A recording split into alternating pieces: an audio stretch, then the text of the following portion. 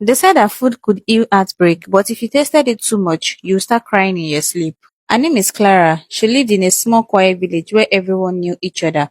Clara was known for one thing, her food. People said her soup could make you forget your worries.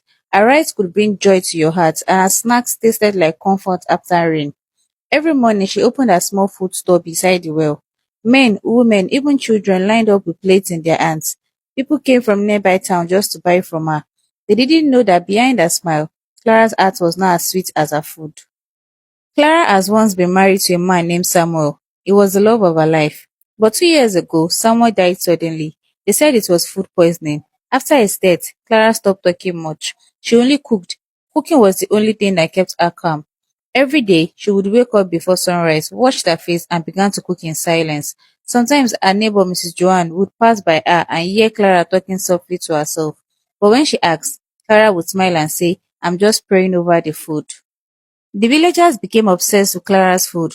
Rumors said her stew made them feel warm all day. Others said her fried rice tasted like a mother's hug. Even the village chief sent people to buy from her daily. But soon, some strange things started to happen. People who ate Clara's food began to cry in their sleep. They couldn't explain why, they just felt like deep sadness, just for no reason. But still, they went back to her store. They said her food is too good to stop eating. Mrs. Joanne, Clara's next door neighbor, became suspicious. She had stopped eating Clara's food because it made her dream of drowning. One morning, she decided to watch Clara cook from her window. Clara stood over her pot, stirring her stew slowly. Then something strange happened. Clara's eyes was filled with tears. She didn't wipe them away. She let them fall directly into the pot. Mrs. Joanne gasped and covered her mouth. She couldn't believe what she saw.